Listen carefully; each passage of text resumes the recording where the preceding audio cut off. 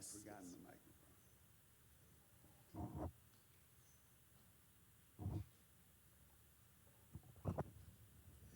So I'm going to speak mainly about these projects as shared projects, as projects that arise from many different sources and whose real meaning is revealed by the attempt to enact them in forms of life, in forms of individual life, and in forms of social life.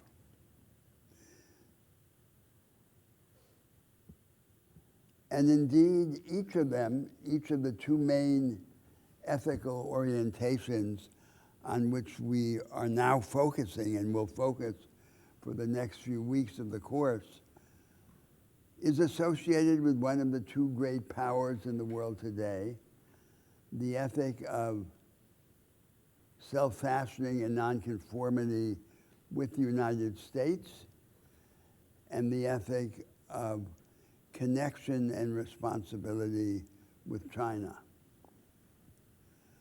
But I'm going to argue that the deeper meaning of these projects requires us to expunge from them much of what comes to them by virtue of these historical associations, which I want to call the dust of history. We have to shake off the dust of history to understand them in their most profound meaning. They become stronger when we diminish their connection with these two national societies and traditions and try to correct the superficial flaws which they reveal when we do emphasize those connections. Both of these ethics have in common that they stand on one side of one of the ways in which we can divide ethical orientations in world history. There are two fundamentally different approaches to happiness. There's one approach for which happiness is the absence of pain, of suffering. And there's another approach for which happiness comes from flourishing, which is in turn connected to fullness of activity. And fullness of activity cannot prescind from conflict and contradiction. Both of these ethical orientations are most definitely on this second side, conceiving of happiness, the happiness that we should seek in the world, as being incompatible with the idea of avoiding conflict, avoiding contradiction. Moreover, behind these two ethics stand two great functional imperatives of the modern societies.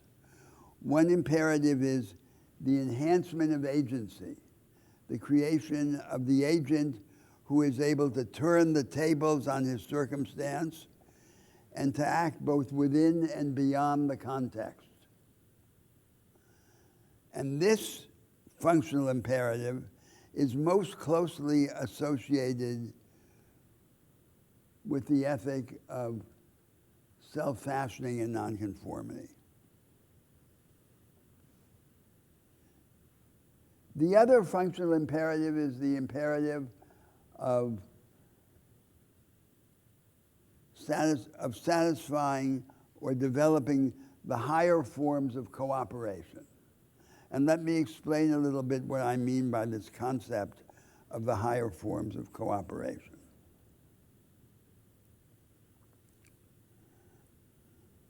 If we take the conditions of worldly success of society, of material progress and social cohesion, a fundamental requirement is the development of the ability to cooperate. For example, for economic growth, in the short term, what counts is the cost of capital, the availability of productive resources.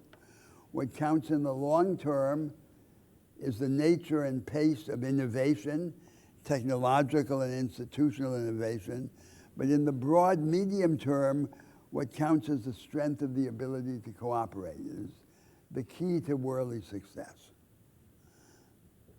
There's a contradiction between cooperation and innovation. Every innovation, whether it is technological, organizational, institutional, or conceptual, threatens the established regime of cooperation. It threatens it because it creates novelties that have a differential impact on the established groups in society. And it threatens to destabilize the organizing regime of cooperation. One of the attributes of these higher forms of cooperation is that they diminish the tension between the need to innovate and the need to cooperate. They are forms of cooperation that are relatively hospitable to innovation and less likely to be threatened or destabilized by repeated innovation.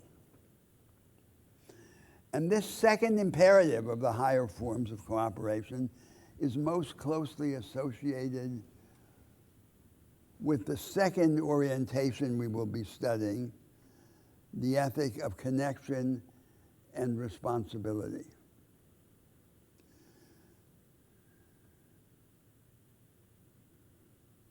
When we purge these two ethics of those characteristics that they have, especially because of their association with those national traditions to which I referred a moment ago, their ability to express these two higher imperatives of the contemporary societies increases, and their ability at least to begin to reconcile them. But they are in tension with one another. Enhanced agency expressed in the capacity to defy the context as well as to move within it, and the higher forms of cooperation which must become maximally more hospitable to innovation. So in the 19th century, both the liberals and the leftists believed, each faction of them, that there was one particular set of rights, one particular way of organizing society, private rights and public rights, that could ensure both our enrichment, our material progress, and our emancipation from entrenched social division and hierarchy. We no longer believe that. We no longer believe that there is a predetermined convergence, a guaranteed harmony between the institutional conditions of our emancipation and the institutional conditions of our material progress. And we are therefore threatened with the possibility of embracing the opposite dogma, that there's a tragic contradiction between the institutional conditions of emancipation and the institutional conditions of material progress.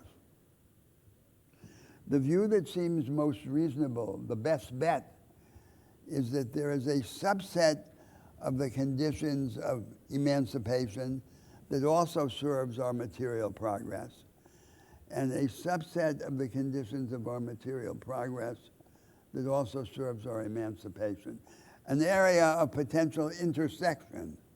And it's that area that we should seek to identify, and within that area that we should try to travel. Now, I'm going to be arguing over the next few weeks that there is no synthesis, no adequate synthesis of these two ethical orientations, of the ethic of self-fashioning and of the ethic of connection. We can always formulate some rhetorical formula that papers over the tension between them and appears to accommodate both of them. But in reality, they reflect a profound dualism. And this dualism is anchored in part in the tension between these two real imperatives that stand behind them. The imperative of enhanced agency and the imperative of higher cooperation. Now let's focus for a moment on the relation of the ethic of self-fashioning with the culture of one of those dominant superpowers today, the United States, and its history. And let me now then simply enumerate a number of features that go in the direction of the ethic of self-fashioning and nonconformity. First, there is the origin of the United States, of the country in the North, which in the first half of the 19th century was in the North an economy of petty proprietors, of artisans, of small traders, an artisanal economy based on small property, on petty bourgeois production and ownership. And that image of what a free society is like has had a profound effect on the shaping of American consciousness and of American history. Second, there is the sanctification in the course of the 19th century of a particular idea of the market order of a free economy, expressed above all in the classic right of property, which after all is an invention of the 19th century.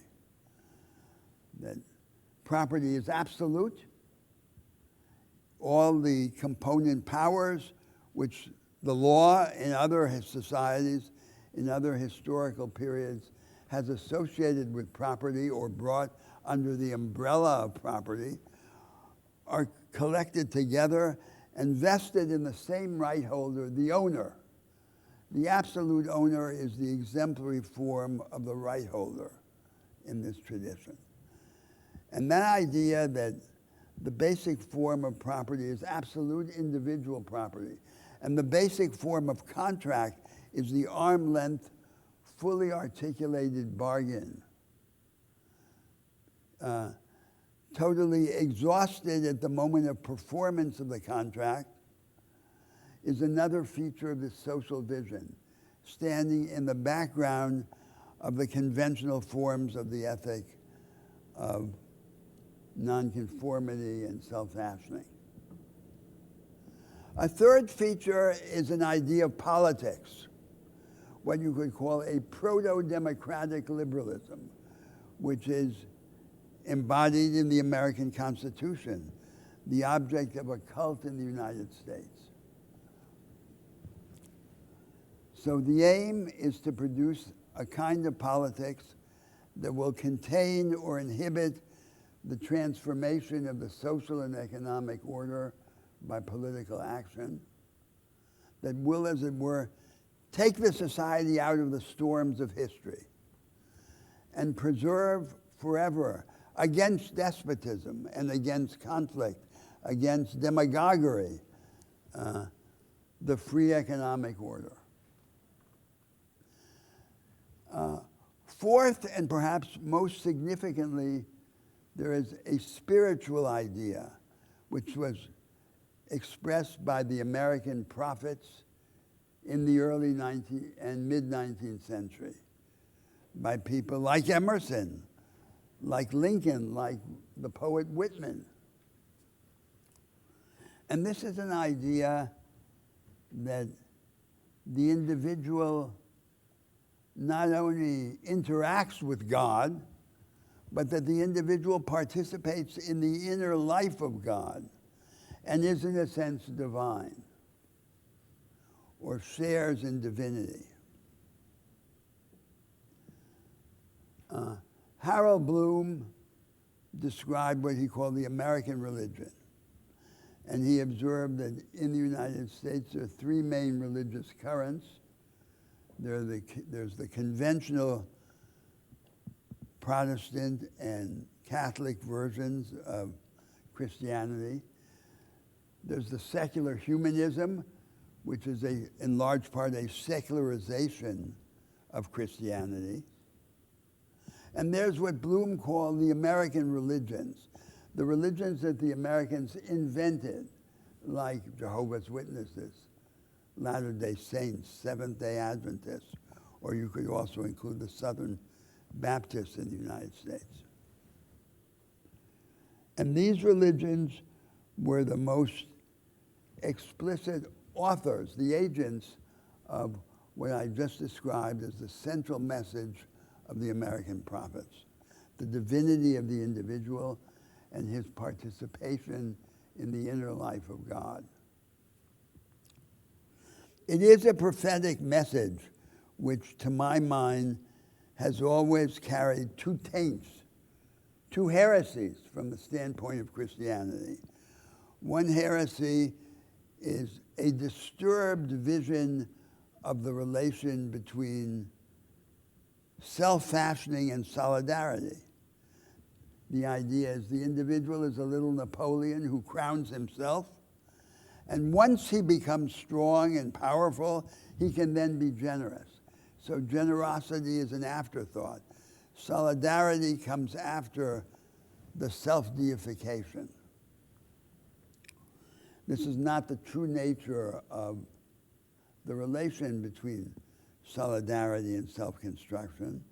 Solidarity is internal, intrinsic to self-construction, not something that comes later. And the second taint has been institutional idolatry, the sanctification of one set of institutions, which is also, to my mind, incompatible with Christianity. For the Christian, all institutional arrangements are dust in the face of God. They're flawed. Some of them are better than others, but none is acceptable as a definitive home of the Spirit.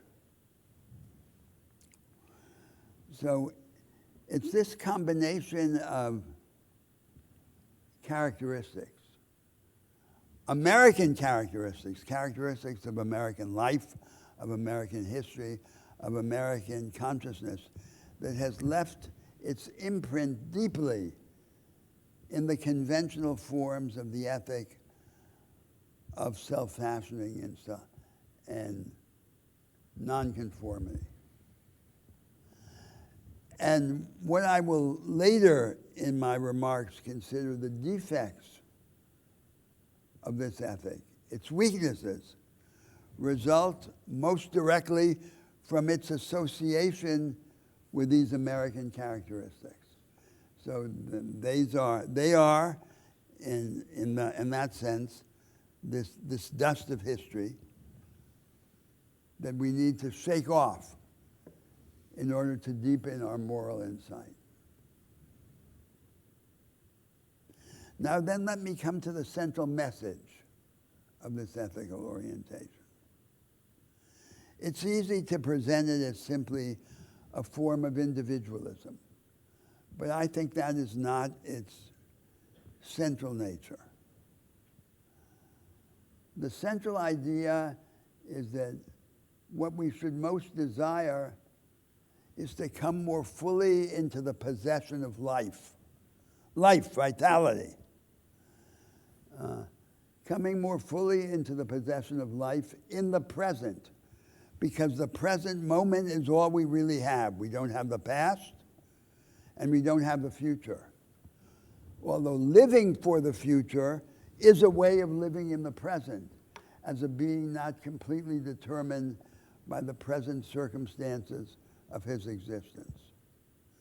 The radical philosophers of agency, like Emerson and Nietzsche, have been primarily philosophers of vitality in this sense. How can we avoid the situation in which, instead of living completely, we live in some diminished sense? We go around in a torpor of stupefied routine, and we lose our life in little pieces.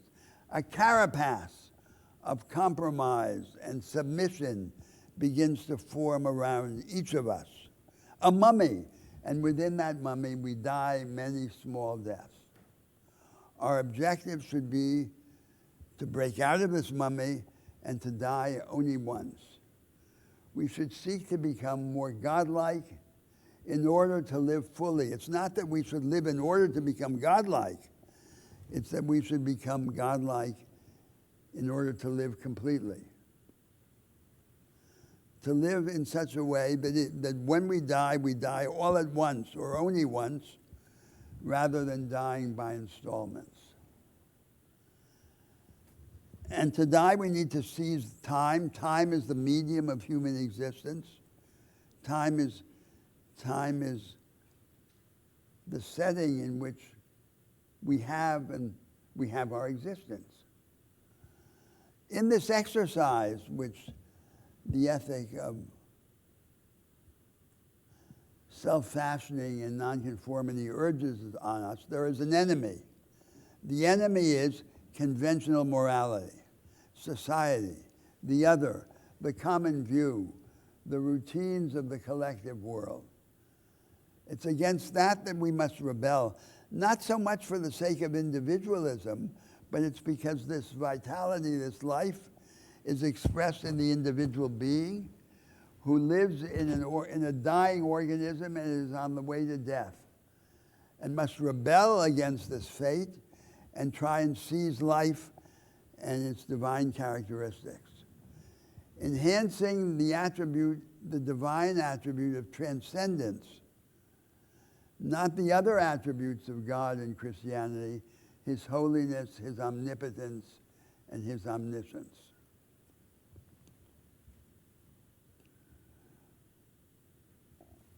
Now, this ethical vision, with its incendiary characteristics and its disposition in its purest form to make war on society and on conventional morality,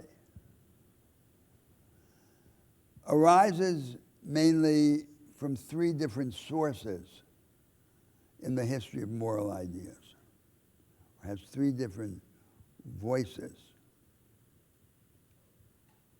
One source are the writings and ideas of those radical philosophers of agency, like Emerson and Nietzsche in first place, whom now I would like to consider as ideologists of this orientation, rather than as the source of these ideas.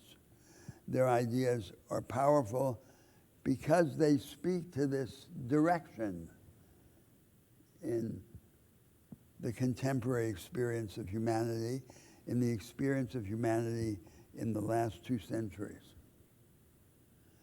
It's not that they somehow invented this orientation, is that they understood sympathetically and intuitively the subterranean movement of the experience of humanity and gave it voice. With the excesses that we have begun to discuss and will discuss further. The second voice of this ethic is the voice of liberal political philosophy, of philosophers like Tocqueville and Herzen and von Humboldt, John Stuart Mill. With its conception of a free world, a free order, that can then be the home of the free agent.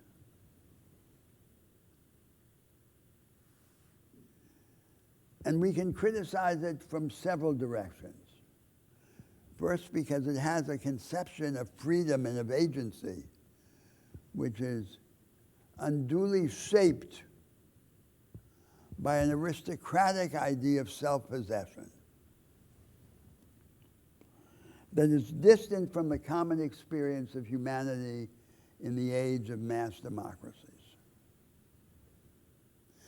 And second, because it is committed to a dogmatic institutional formula, beginning with a system of private rights of property and contract, the instruments of which become themselves vehicles of oppression. And it refuses to understand that these institutions, in order to be truly part of the history of freedom, have to be disturbed and reinvented and cannot be taken as having a definitive form. A different way of translating this criticism is to say, liberal political philosophy imagines that there's a sacrosanct system of private rights that can define the haven of the individual, the free individual, and protect him against all forms of external oppression, public and private. But the haven is not enough. There has to be also a storm in society of experiment to open the rigid, oppressive institutions of society open to disturbance, to challenge, to experimentation. And thus liberal society makes a fatal mistake when it defends the idea that there is one set of rights or one set of institutions that is neutral among different visions of the good. No set of arrangements is truly neutral, and the claim of neutrality is always made in favor of its opposite. It's always a way of entrenching the system of rights against attack. But this false idea of neutrality has a kinship to another idea which is true and indispensable, and that is that a society can be open to a wide range of contradictory experience, and its institutions can be corrigible. They can facilitate their own revision in the light of experience. Contradiction and corrigibility are the legitimate counterparts to the illegitimate idea of neutrality. The third source or voice of this ethic has been Romanticism, early Romanticism, late Romance. And the central idea of Romanticism from this standpoint has been the conception of the contradiction, the tension between structure and spirit. What this ethic wants is for us to come more fully into the possession of life by embracing spirit, and spirit must make war against routine. Kierkegaard, philosopher, said, I think very insightfully, that the war against repetition is a war against life. So the romantic idea assumes that there is an insoluble contradiction, a conflict between spirit and structure. Structure, we're only fully human. We only live truly. We only come into the possession of life in those interludes in which we shake the rule of routine, either in social life, through politics, or in personal existence through risk-taking. But the routine will always come back. The structure will always be reimposed in the end, so that Romanticism is a form of despair about our inability to change the relation between spirit and structure. Now we can ask the following question. Does this ethical orientation, expounded, given abstract articulation by the radical philosophers of agency, does it depend on presuppositions about what the world is like? And I think it does. It doesn't depend on any particular philosophical system. Nietzsche tried to give it a metaphysical basis, but in effect he weakened it by its philosophical statement rather than strengthening it. The same thing happened with the other ethic. It was strongest, the ethic of connection and responsibility, when it was not presented as the consequence of a philosophical system. In early Confucianism, it was weakened by its translation into philosophical abstractions, as in the Neo-Confucianism of the Song dynasty. So what are these? But although it doesn't depend on a particular metaphysical system, it does depend on certain elementary presuppositions. We call it a proto-philosophy. So the first is, the world is real. The most important thing about the universe is that it is what it is rather than something else. It's not an allegory. It's not one of many possible worlds. It is what it is. It has a brute, undeniable facticity. The second is that time is real, and nothing is exempt from time. And this second presupposition is in fact incompatible with both of the dominant philosophical traditions in the history of humanity: the Greek philosophy of being and the philosophy of the timeless one, speculative monism, as it's sometimes called, that was prominent in ancient India. You want to get them up? Thank you.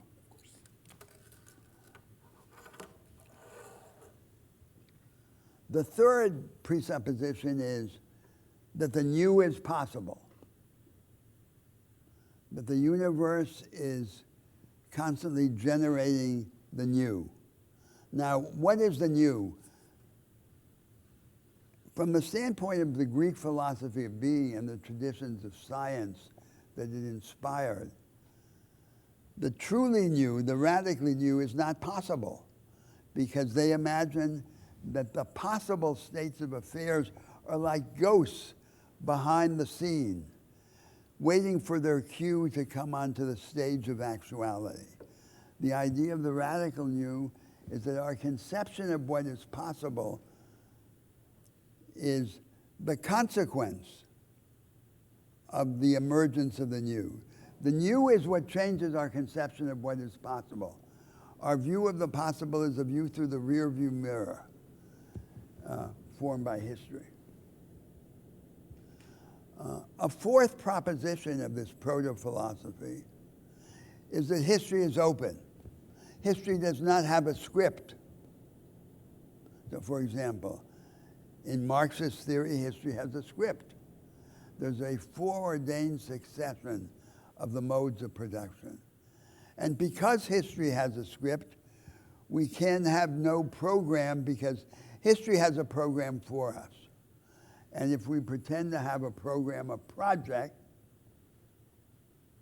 we will be defeated unless this project conforms to the script of history. The sixth proposition in this proto-philosophy is that the individual human being, embodied in a dying organism on the way to death, ignorant of the framework of existence, has unfathomable depth.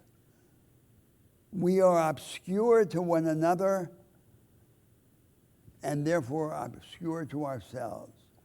And we are obscure because we are transcendent. Our obscurity is inseparable from our godlike attribute of transcendence.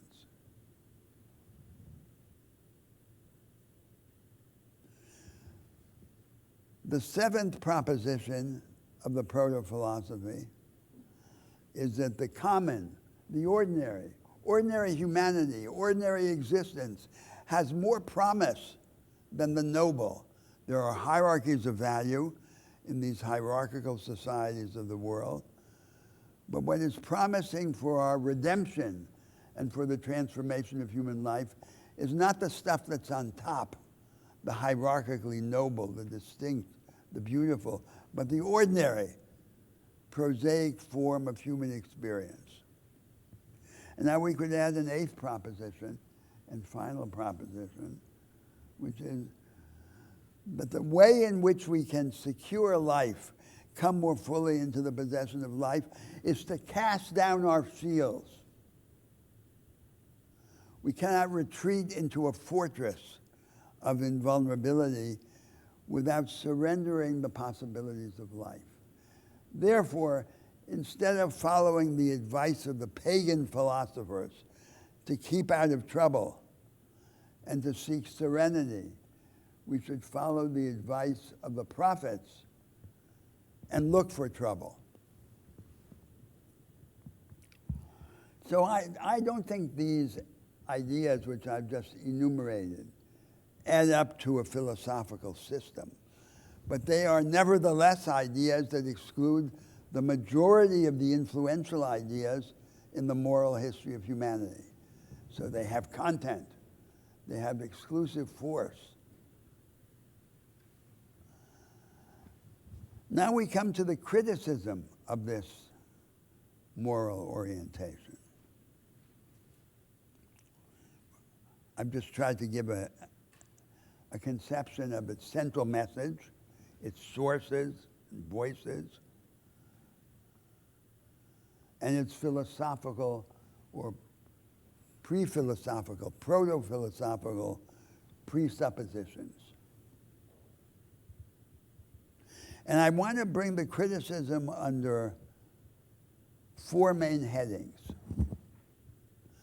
The point of the criticism is not to reject completely this orientation.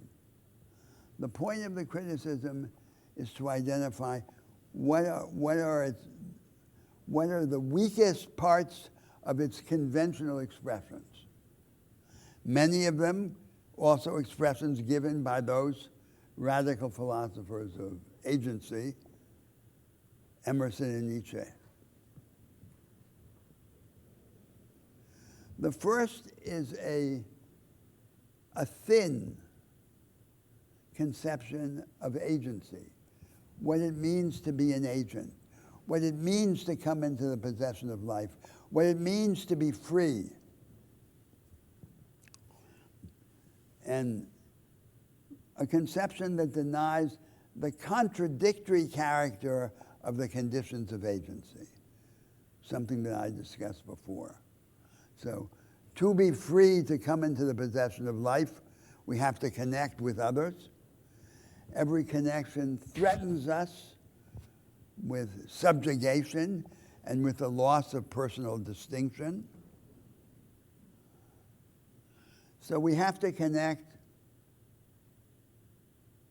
without losing ourselves, without abdicating our possession of ourselves and our possession of life. Where or how do we have an experience of connecting without losing ourselves? Above all, in the experience of love, as Christianity, for example, pictured it. Love rather than altruism. But love is only possible in the sphere of intimacy. Christ commanded us to love the stranger. But for the most part, we don't think we can. We think that's impossible. So there has to be a counterpart to love in life among strangers, and the counterpart to love in life among strangers is free and equal cooperation. Of course, the problem is that all the particular institutional forms of free and equal cooperation, in politics, like democracy, or in the economy, are subject to contestation. And history is in large part the history of these conflicts. So there's no simple road. Now, the second domain of freedom, of coming into the possession of life, has to do with the relation of the self to the social world. To be free, we have to engage in a world, Every world seems to exact as the price of engagement surrender to that world. And to be free, we have to deny the last word to the social world and to keep the last word for ourselves. Thus the war against conventional morality, the war against society, which is not a war against solidarity, it's a war against the social world.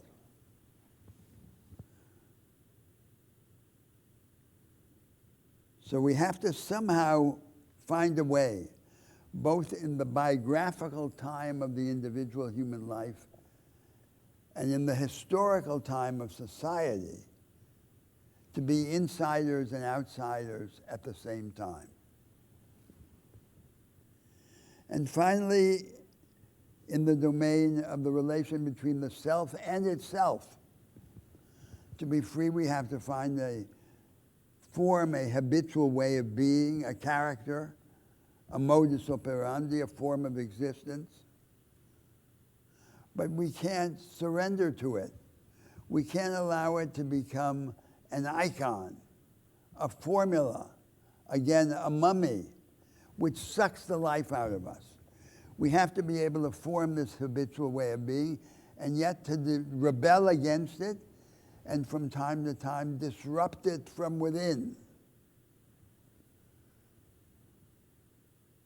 So this contradictory conception of agency, as involving all these contradictions, each of which generates a series of problems that are both political problems and moral problems, is not adequately acknowledged in the conventional expressions of the ethic of self-fashioning and nonconformity. That's the first criticism. The second criticism is that there is no adequate political expression. There's no political horizon of this ethic. So, for the radical philosophers of agency, there's only a suggestion of a politics, and when it's explicitly developed, it's unacceptable. So Emerson was called by John Dewey philosopher of democracy, but in fact, there's very little politics in Emerson.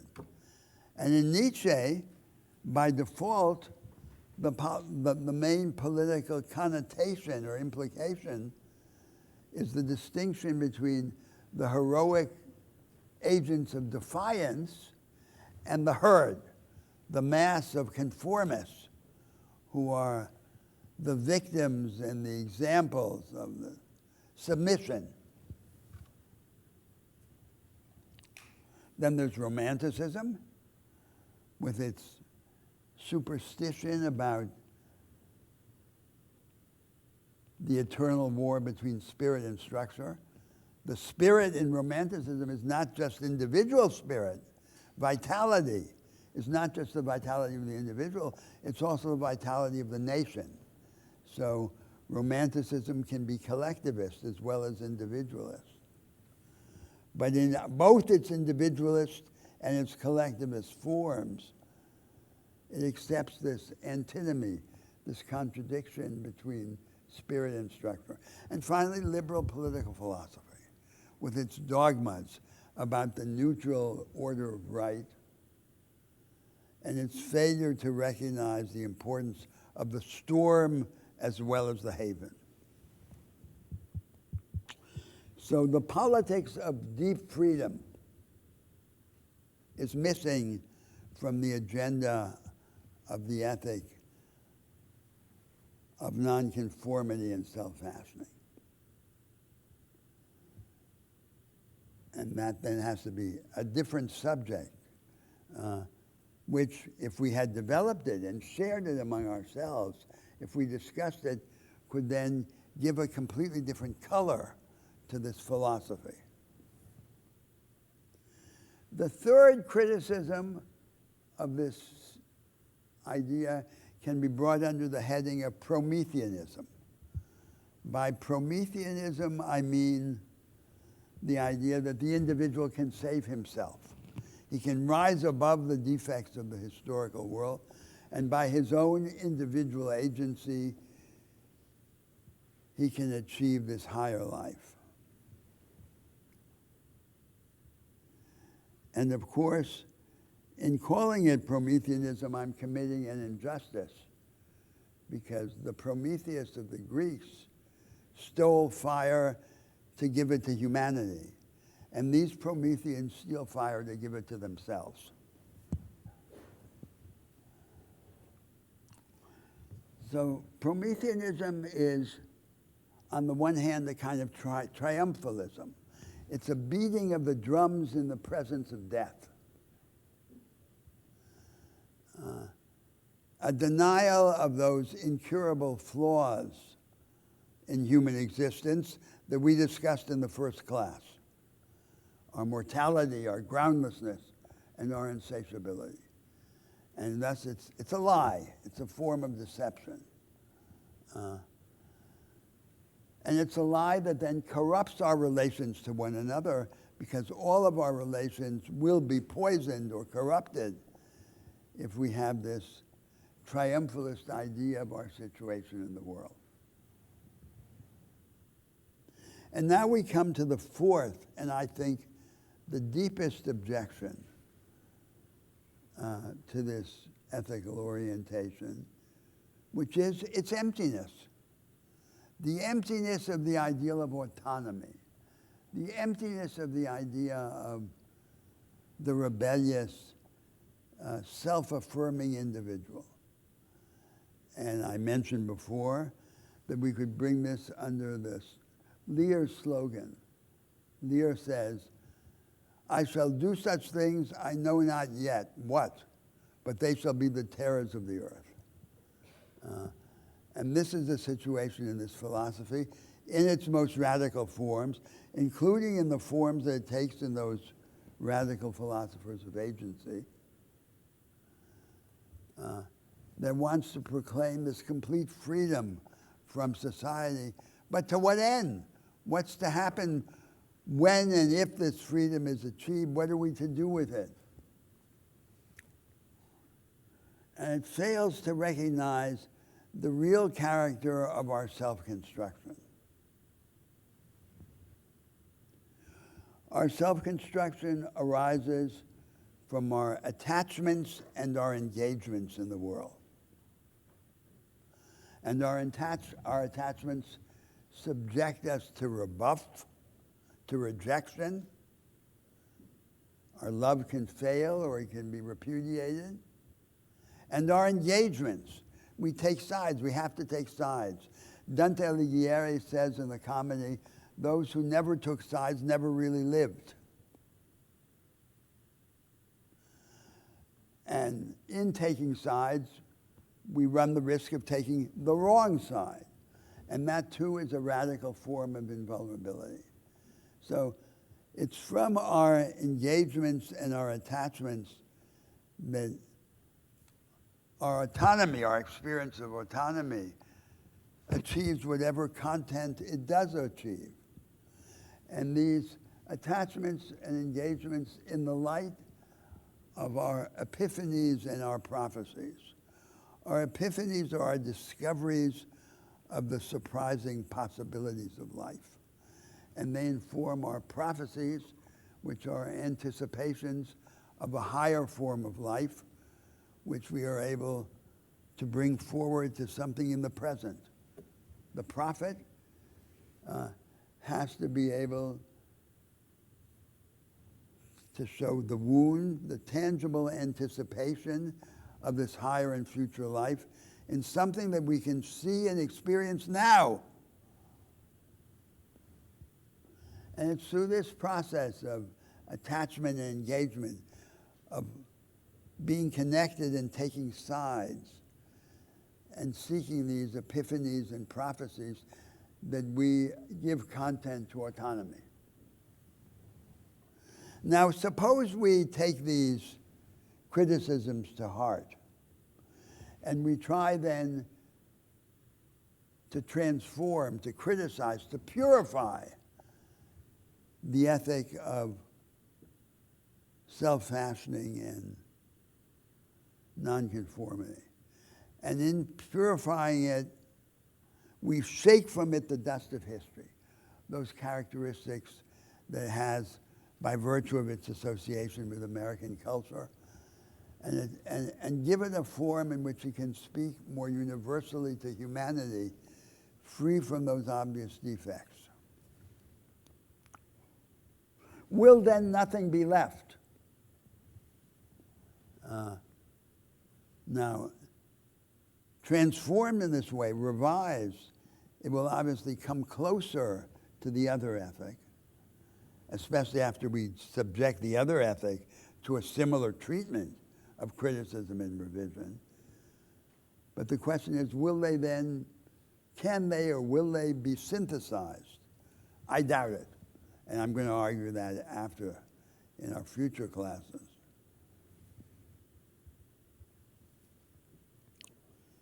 But something remains, even after it is subjected to all of these criticisms. And I now want to list the 4 characteristics, among others, that would continue to have, even once expunged of the defects that I just enumerated. First, there's the idea that the spirit, vitality, the object, life, is embodied. The individual is incarnate spirit, encased in a body on the way to death. With all the fragility of this body, he will go to his death ignorant of the framework of his existence. And that's the fundamental reality of life. Second, there is the infinite or transcendent view of human existence, which can be stated in a formula. There is always more in us, in each of us individually, and in all of us collectively, the human race, than there is or ever can be in a society or in a culture. We are infinite. We are formed by context, social and cultural context, but there's always more in us than there is in them. They are finite in relation to us, and we are infinite in relation to them.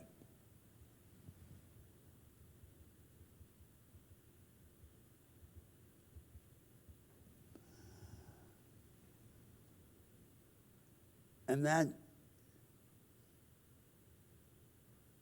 infinitistic, that transcendent view of the human being, of human consciousness, remains in this view, in this ethical orientation, even after we've subjected it to all of those criticisms and revised it in the revised version of the ethic. Now, third, in the relation of this ethic to the world revolution. So I argued early in the course that in the last 2 centuries, we're living in a revolutionary period in the history of humanity. The revolution has 2 sides. One side is the promise that we can lift from social life the grid of entrenched hierarchy and division, which weighs on humanity.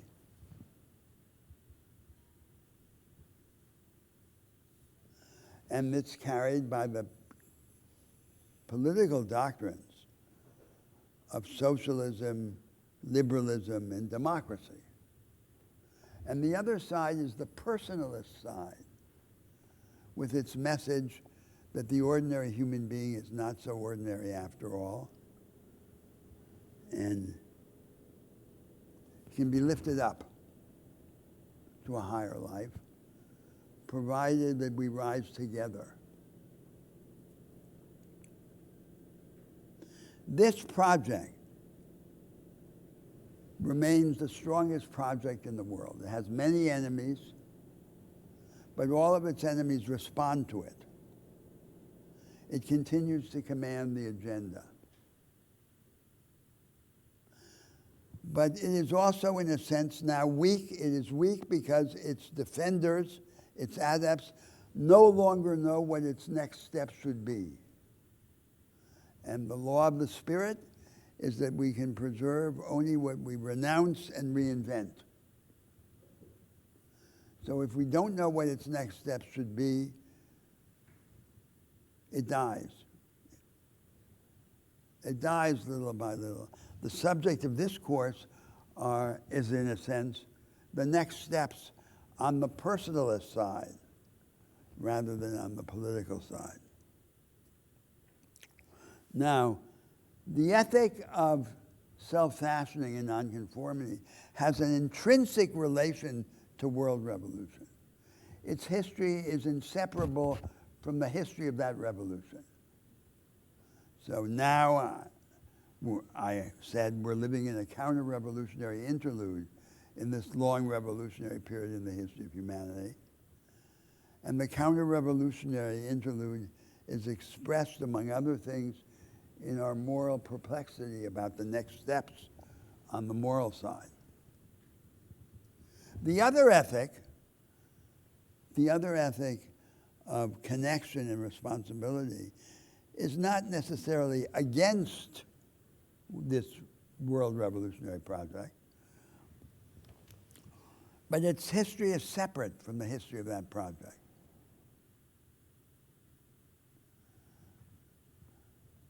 It doesn't have the kind of internal relation that I just described. And finally, the fourth point that this ethic would retain, even when once criticized and revised, has to do with the moral psychology associated with it. And this moral psychology brings us back to a characteristic idea and attitude of the radical philosophers of agency that we discussed last week. The idea is that the disruptors, the subverters, the defiers are the spiritual aristocracy of the human race. And are, as it were, the prophetic vanguard of humanity.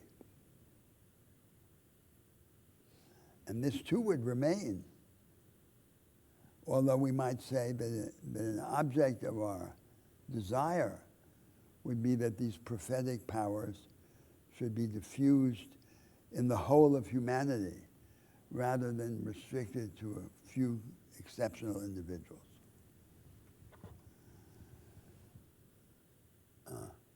Well, there you have my remarks about this ethic. And what's the upshot?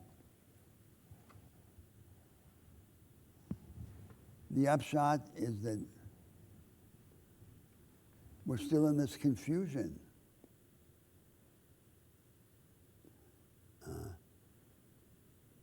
So the struggle for philosophical clarification about the project still leaves us abandoned to perplexity and confusion on the way to death.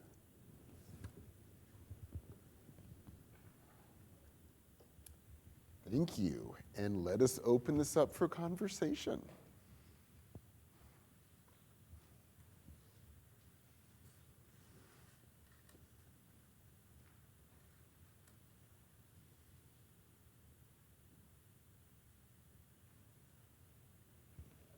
So, Michael, why don't you lead the discussion? Sure. Let me make a few comments. Although before we turn to the profound issues, I do want to say something logistical because I've gotten several emails from the undergraduates. We did give you, unfortunately, a typo when we gave you our list of prompts for the second paper. So as you know from the syllabus, on March 27, is when the second paper is due. On that same day, we will be giving out the prompts for the final project. The final project, of course, will be for everyone. Only the undergraduates are writing that second paper. In the prompts we sent you, it actually gave March 10 as the due date as opposed to March 27. So what to do about this mistaken typo? We've decided, of course, the only reasonable solution is to go with the earlier date, even though it was a typo. So that means all the undergraduates didn't get their papers in on time, and we're off to flunk you all, of course. So I assume that's reasonable. Okay, no. so needless to say, March 27 is the actual real date. So many apologies for the typo. So on March 27, your second papers are due. That is also, again, when we will hand out the prompts for the final paper that will be for everyone. So there's an advantage, Michael, to taking the earlier date. That is true, yes. The advantage is that you have a spring recess, not under the shadow of the obligation to write this paper. Indeed. So the typo has its good side. So if any of you would like to follow the typo date, you are more than welcome to. We are happy to grade them earlier and give you comments earlier. You then have a free spring break, and that is up to you. So please feel free to follow the typo. Great. So logistical questions aside, let us now turn to all of these issues. Let me begin by saying a few words about what Roberto is doing here. So as we have been discussing, at different moments in this class, we have been looking at different readings of these notions of infinity and love that arose in Christianity, the different ways those have been read throughout the tradition, some of them extraordinarily powerful, some of them much less so, some of which have become completely dominant in the world we live in to the point where they're even unquestioned assumptions, and we have argued those are not always the most powerful sets of readings, which is why we have consistently both said, let us go back to these early formulations, let us see the dangers of the not so powerful readings, and let us work out the most powerful readings possible and think through their implications.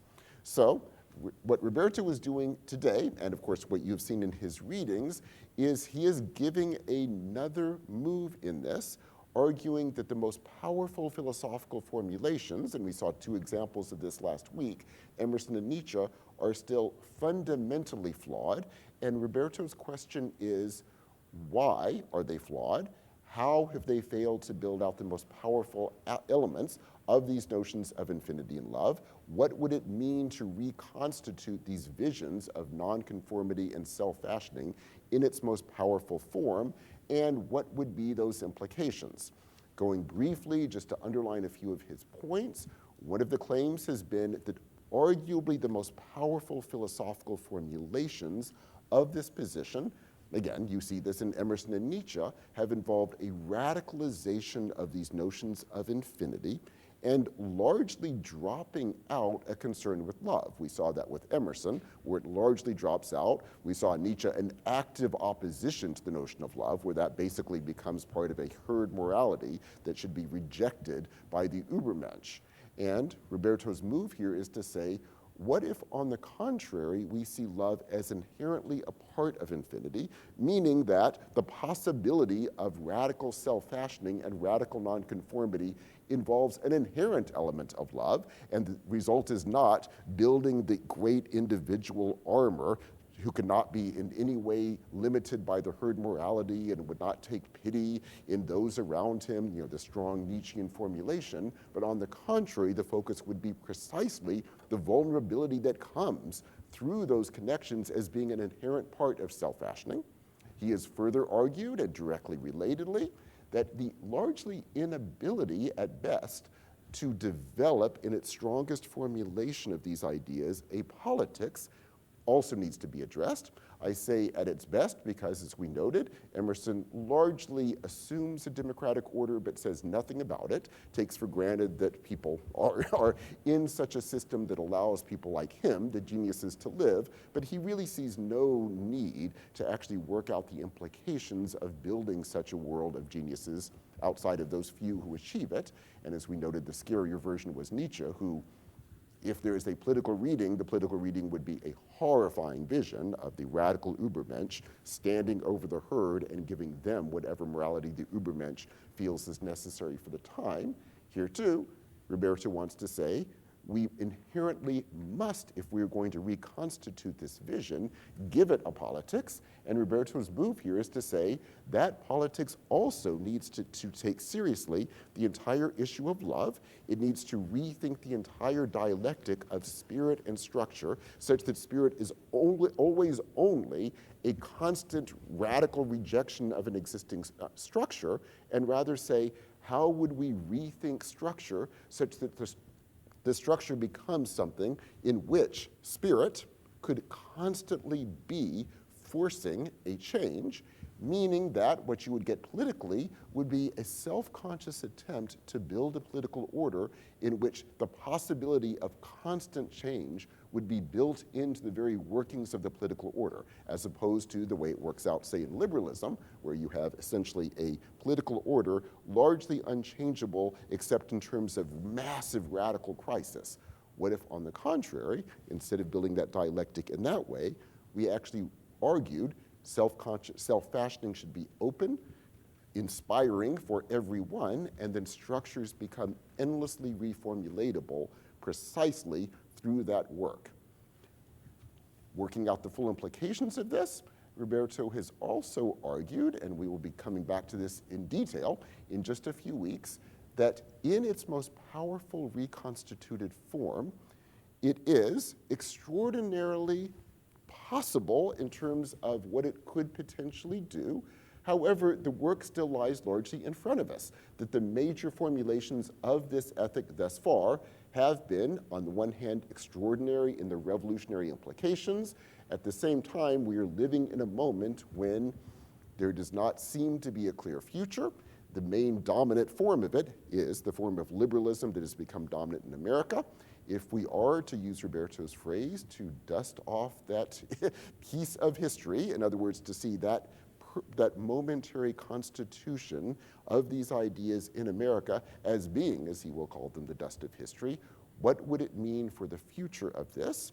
And where we will be going in a few weeks is part of our hope for that reconstitution will be involving a very serious attempt to play it off against what we will argue will be one of its dominant counterforces, which, as we will be seeing in 2 weeks, develops out of early Confucian ideas, which we will argue are among the most powerful philosophical formulations. That ethic is built on a vision of connection and responsibility. Here too, we will begin with its most powerful formulations in the early Confucian tradition. We will then turn to a reconstitution of what that would mean for the current moment. How would we rethink these ideas? And then our hope is by giving the most powerful formulation we can of each of these, we will start playing them off against each other, precisely not to give an easy synthesis between the two, but on the contrary to say, in that exercise, can we hopefully see the powers and weaknesses of the other, and through that work, continue our larger goal of trying to think through what a future would be for these two ethics and how it could allow us to move past, hopefully, this moment of impasse. There's one remark I want to make about the relation between morals and politics, because I think it's a point that is easily missed. So our political projects, liberalism, socialism, whatever, occur they advance or fail to advance in historical time. They don't succeed or fail in the scope of the lifetime of an individual.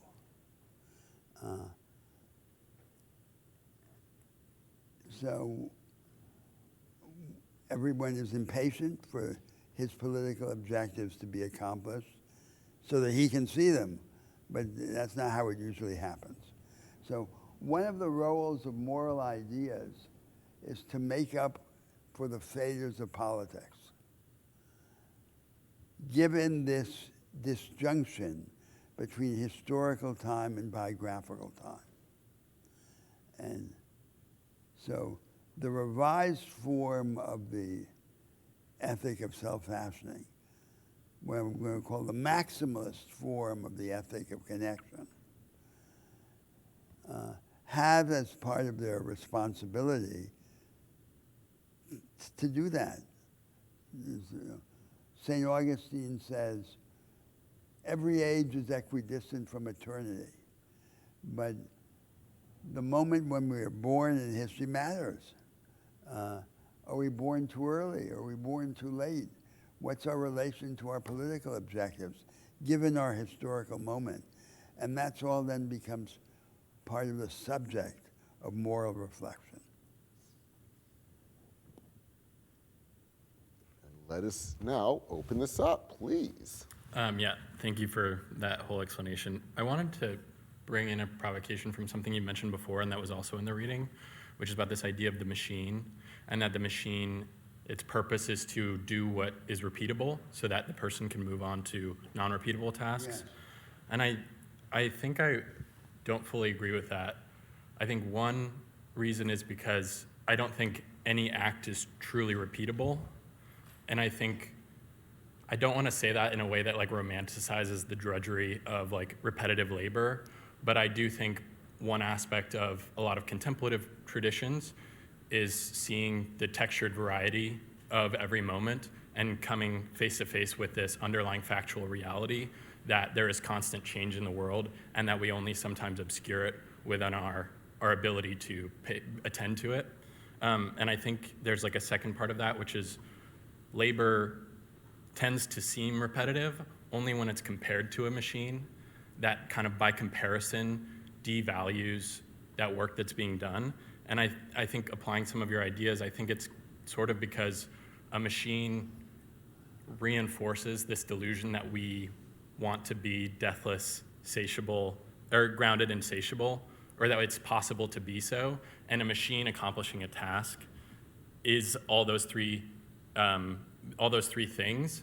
And so, you know, if a machine can mass produce like teapots, then that is this thing where me standing next to that, suddenly my craftiness of making a teapot, which takes quite a while, suddenly seems in comparison, in material comparison, to be inefficient or a poor use of time, so I should move on to other tasks.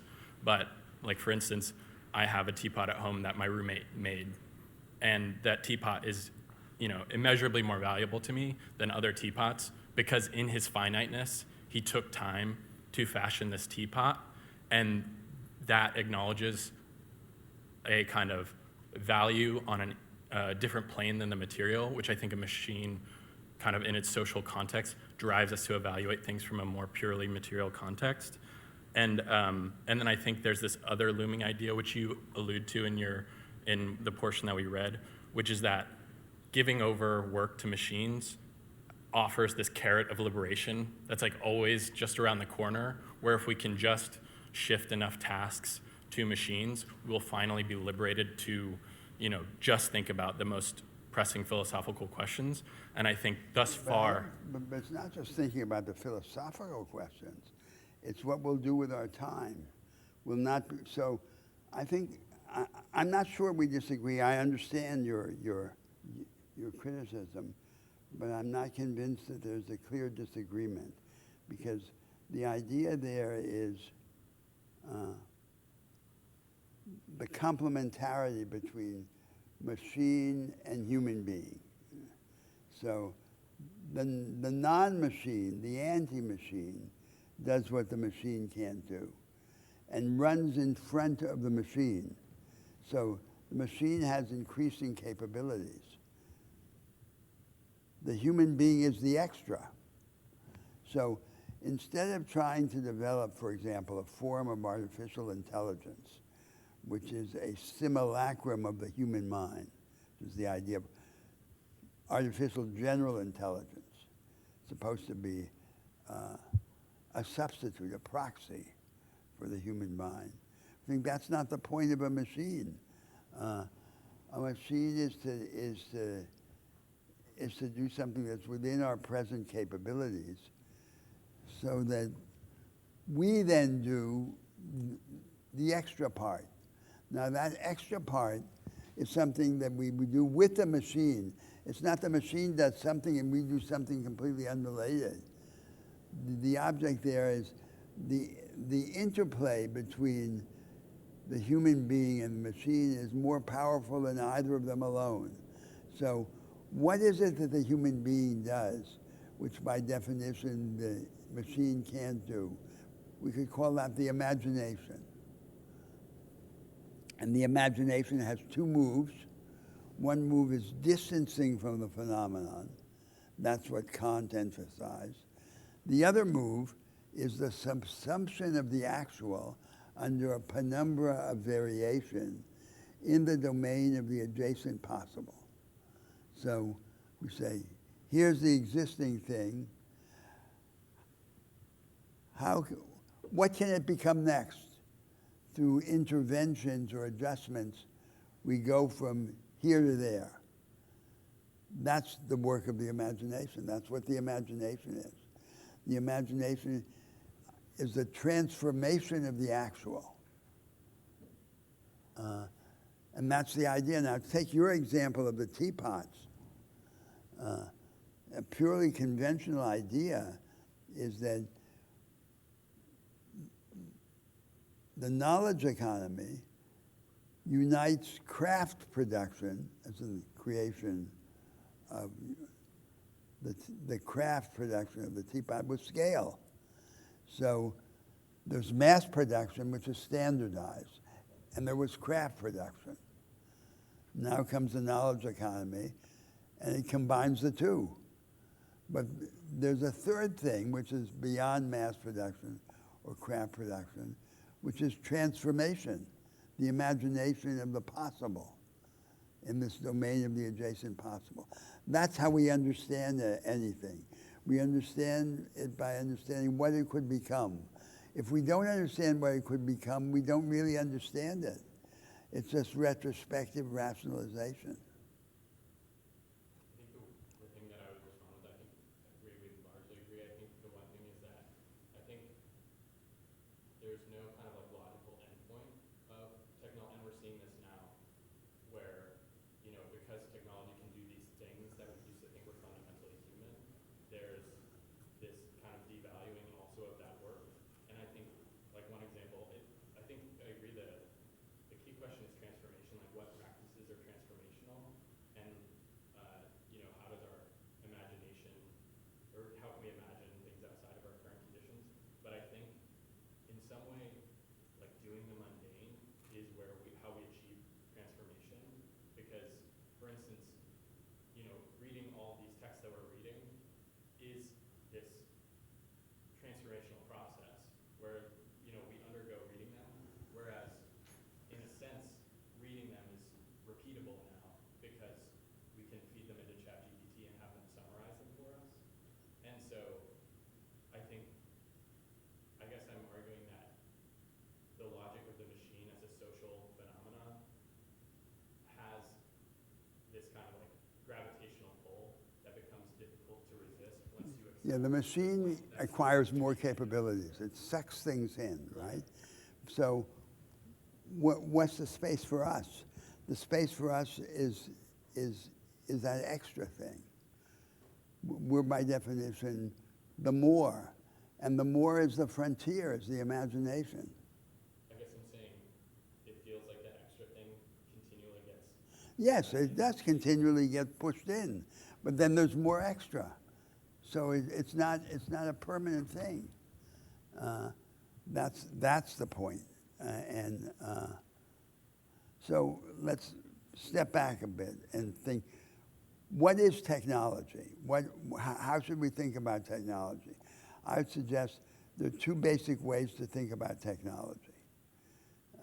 One is technology is the materialization of a channel between our experiments in the mobilization of natural forces in our favor, the magnetic force, the nuclear force, and so forth, and our experiments in the technical division of labor, how we cooperate with one another. So it's not a bunch of gadgets. It's actually just the material form of this way of combining our experiments in cooperative labor with our experiments in the mobilization of natural forces. The second way to think about technology is Technology marks the frontier, the moving frontier, the movable frontier between those things that we already know how to repeat and to do repetitiously, and those things that we don't know yet how to repeat.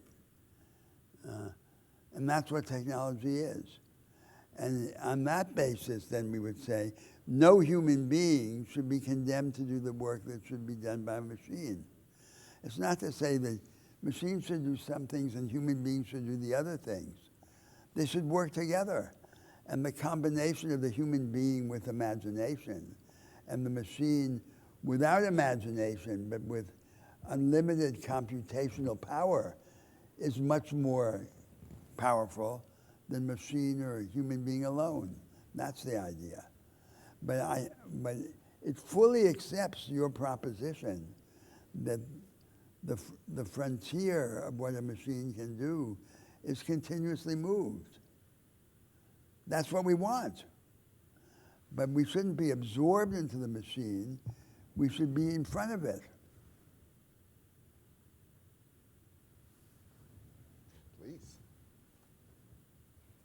I think that this problem with the teapot that you're getting to is maybe a factor of what you're describing as Prometheanism, where it seems like the predominant employment of machines has been, let's mass produce teapots, not so that people can then use more of their capacities to do the extra, but rather so that a few people really benefit from the profits made from those teapots. Now, whether the teapot crafters lose their jobs or go into some other menial thing, it's not so much the predominant concern. It's more, okay, what's the next thing I can make a machine to make money for me or for a few people? And so in order for machines to do their role, we would need more of a political system that you described that recognizes the need to bring people up rather than just a few.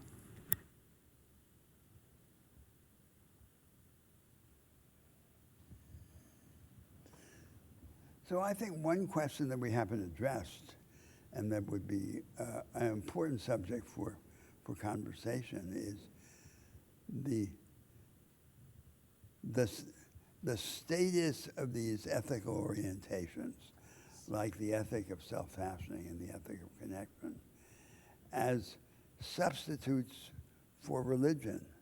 That is, Yes. and so there's a conflict among them, and as we're seeing now, we can argue about them, but we can't close the argument.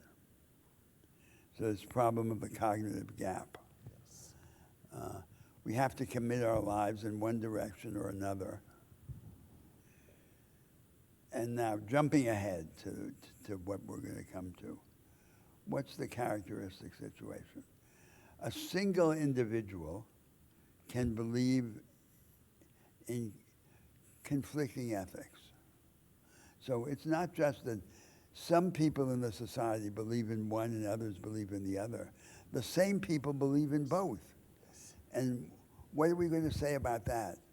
Is that just incoherence, contradiction, or is it something that we should evaluate as good?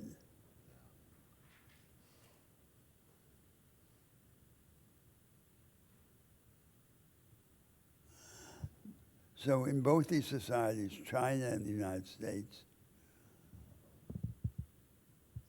people have a powerful attraction to the opposite. Absolutely. You can see this just in a very elementary fashion. So take, for example, China with its, for a long time it had this control of having children.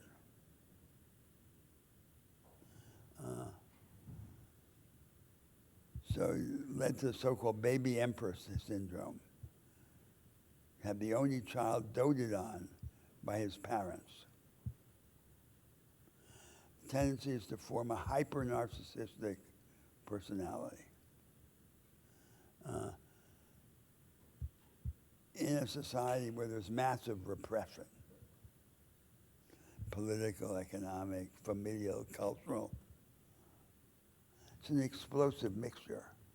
So it's obvious that many people in this society are going to be powerfully attracted to this popular Nietzscheanism, for example. It seems to be a philosophical recipe ideally designed for all those baby emperors. Say, the repressive system is illegitimate. What's legitimate is your desire for gratification, more and more and more. So that's why I think it's not realistic to treat these ethical ideas as simply abstractions of these philosophers who wrote in books. So it's a confusion about what philosophy is. So after all, the classic conception of philosophy was the super science, right? These isolated geniuses who write these books who are not connected to anyone and propound the way. And I want to get rid of that conception. Replace it. Not replace it with the thought police of analytical philosophy, but replace it with something else.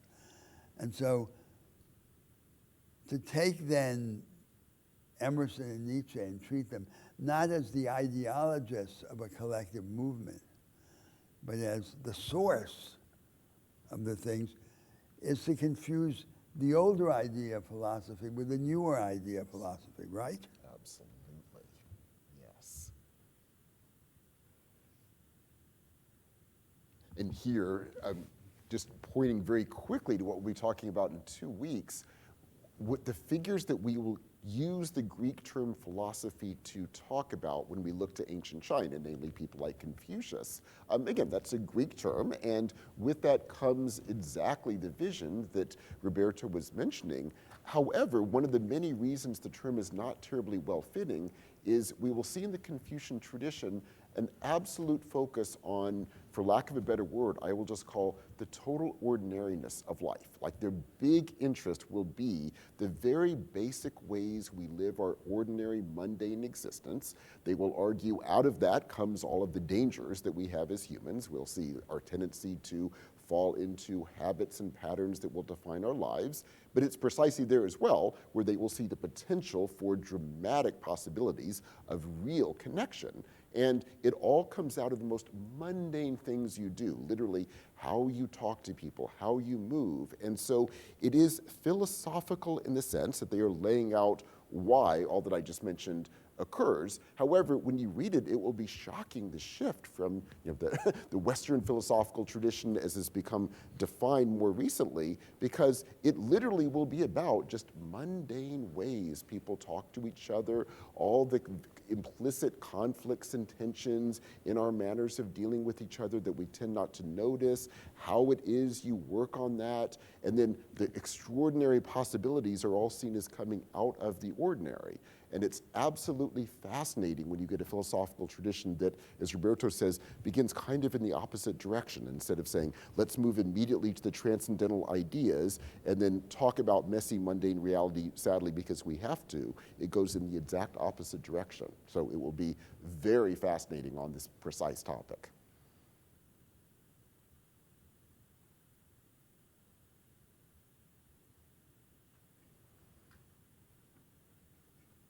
Oh, yes, please, yes.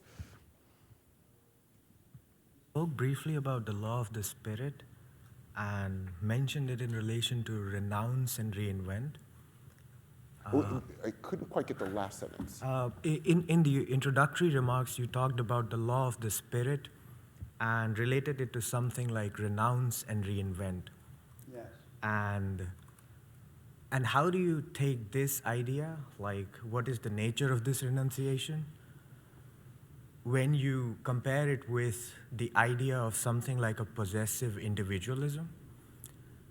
And now, even more so, the individual is not even possessing itself, but speculating on it, not in sense of imaginative speculation, but market speculation.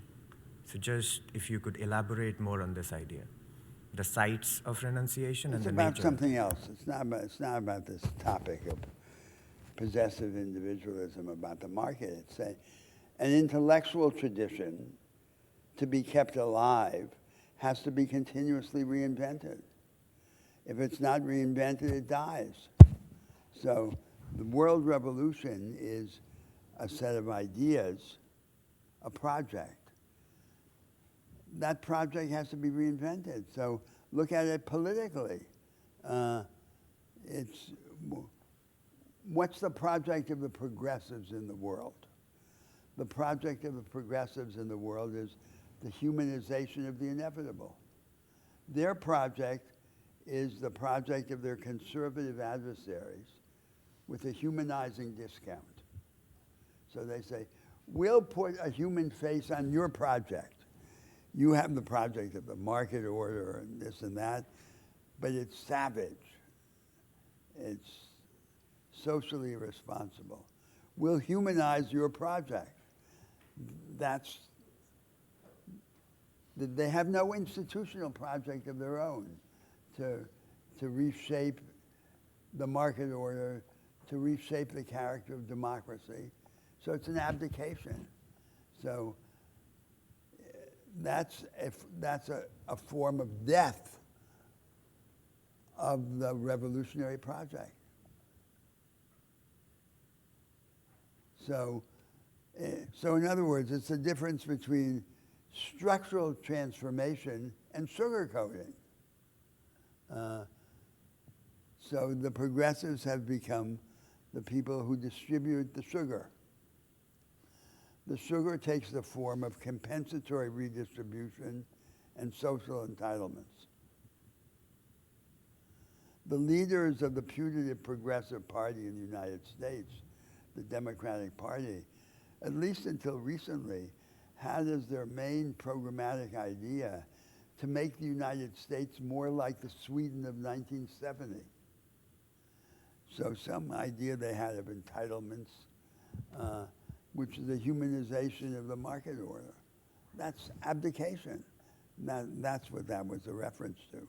Now, telescope that, magnify that to the whole situation of the revolutionary program, right? And so that was the context in which I said that. I said, there's this revolutionary period in human history. Here I am. I look around, and I think, I would like to think that I'm in a counter-revolutionary interlude. Not in a post-revolutionary period. Meaning, I hope that the revolution will continue. But for it to continue, I have to reinvent the form it would take. I have to propose other forms. Now, we know what that is on the political side. It's institutional ideas about the reorganization of democracy and the reorganization of the market. Those institutional ideas won't be like the ideas of the social democrats or social liberals. So, for example, one idea is, and let me give you a very important example of what this is on the political side. So in the early 19th century, the main alternative that appeared on the horizon was what Karl Marx called petty commodity production. It was the ideal of a property-owning democracy. Small-scale business, like in the United States. It was an artisanal economy, an economy of petty proprietors. Now, and then the question was, how can that limitation of scale be reconciled with economies of scale and of scope? How can there be massive aggregations of resources? Compatible with the requirements of a modern economy. The progressives of that time didn't solve this problem. In the countries of late English settlement like Australia, New Zealand, South Africa, Canada, the emphasis was even more pronounced than in the United States on this petty commodity production. But they didn't solve this problem. So they would have to solve it so that now in the conditions of the knowledge economy, the insular knowledge economy, in which most of the labor force is not employed by large businesses, it's fragmented. The question of the early 19th century comes back. That's an example of a structural problem. Now we're talking about moral issues in this course, these ethical orientations. What is the counterpart in the realm of ethics to a debate like that one in the realm of political economy? That's the kind of question. And so I say, we have to have an idea of revolution, but revolution now won't mean what it meant in the early 20th century, the Russian Revolution, the Chinese Revolution. Its form and its content will be completely different. So if we treat this world revolutionary tradition nostalgically, we're not going to make it live as something that happened in ancient times when people had these ideas. So now life is little, prosaic, technical. Then it was heroic. So in order to make the idea live, we have to give it a new form. But that's what happens in every spiritual endeavor, in every endeavor involving humanity. To make it live, we have to invent it. We have to reinvent it. That's the claim I was making. And we have to reinvent it not only in substance, but also in form. Its substantive program will be different, but it will also look completely different. It won't look like the mob in the streets, the peasants rising up against the landlords. It's going to look totally different.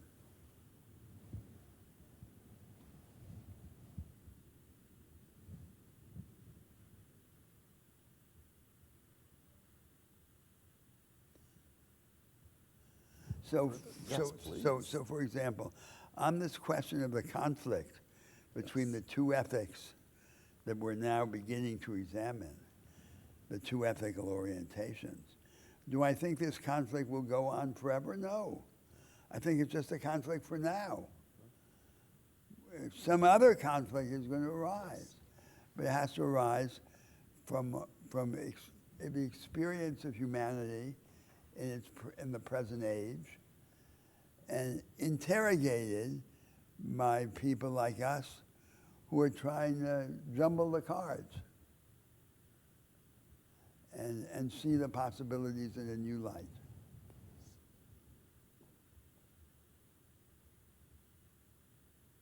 So if, for example, we desire a synthesis of the ethic of self-fashioning with the ethic of connection, and we realize, as I think we must, that this synthesis is impossible, we have to come up with another project, another way of dealing with our present experience. We'll be left with the perplexities that result from the failure to synthesize them, but we'll come up with a new set of possibilities.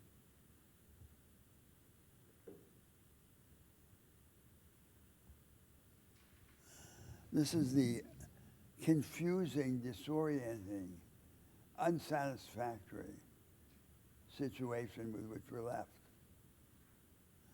And I don't think it's fundamentally unsatisfactory because it's life, right? And as long as there's conflict, as long as there are options,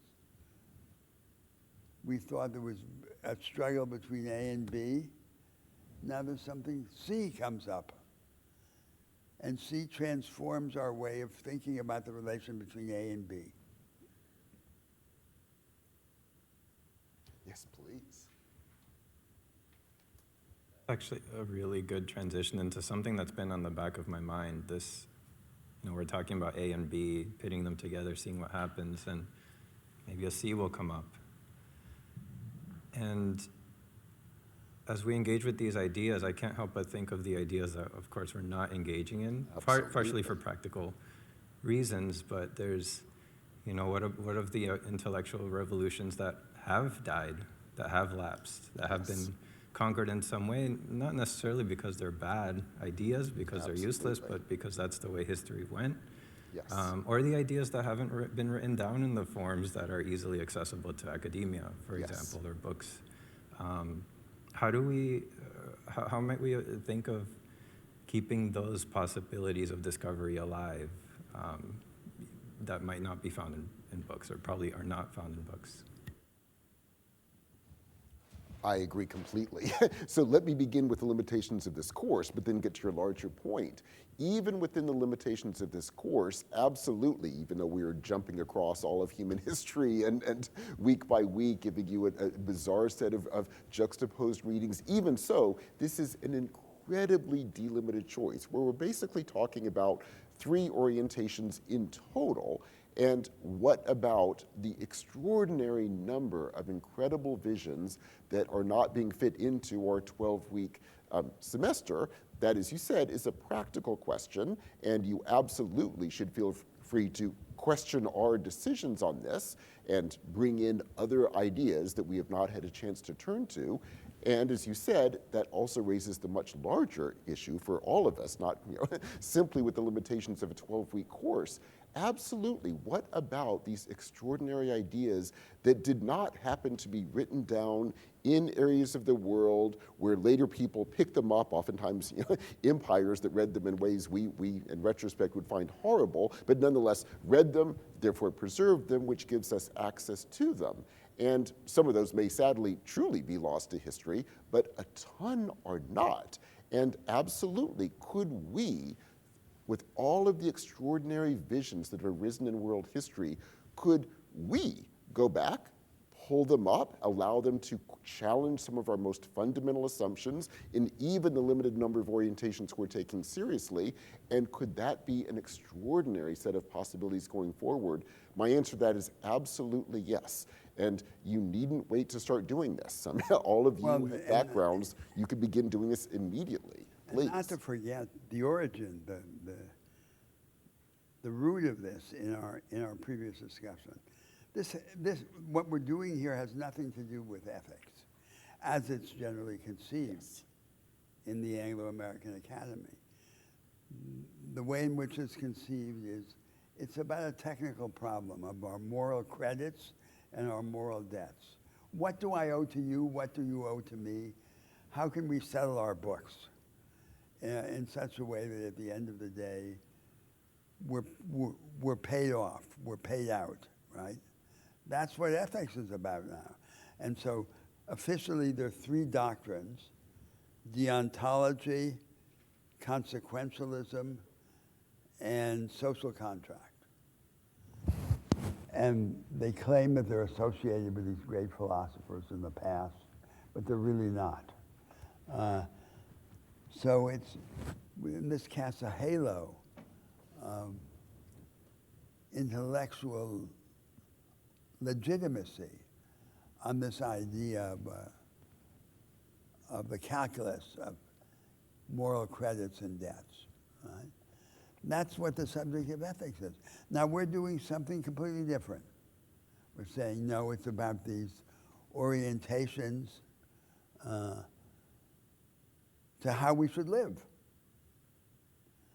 And so we start then, and there's this huge confusion because that's not an established discipline. No one knows how to go about that. And one way to go about it would be to go about it in the spirit of the history of philosophy. The classical, there are these great philosophers, there are 20 great philosophers. They come down from these lowly pinnacles They form these systems. So we're going to study them as a replacement for dealing with the calculus of credits and debts.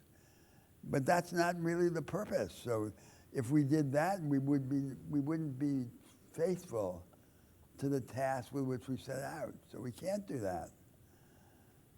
So that's not to justify the situation. It's just to explain the difficulty of the enterprise. So these ideas of great thinkers count, but they don't count in the way in which they used to count in the study of philosophy. Like, I'm going to study the moral philosophy of Kant or the moral philosophy of Bentham. That's not what we're doing here. So we allude to these philosophers, but for a different purpose, for the purpose of exploring these options, of which they occasionally were ideologists.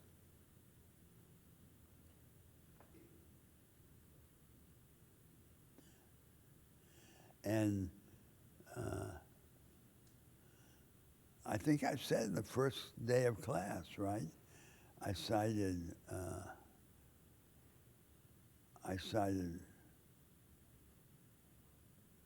Schlegel, Friedrich Schlegel, said, 2 things are fatal to the mind. One is to have a system, and the other is not to have one.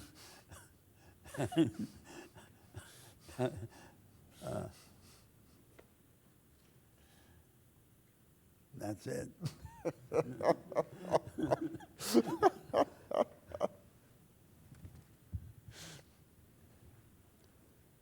Wonderful, and I think that is a perfect way to bring today's class to a close. We hope you have a wonderful spring break. When we come back, we will turn to early Confucian formulations of the ethics of connection. We will thereafter then look at its reformulation, then bring that together with the ethic of self-fashioning and work through the implications of these two together.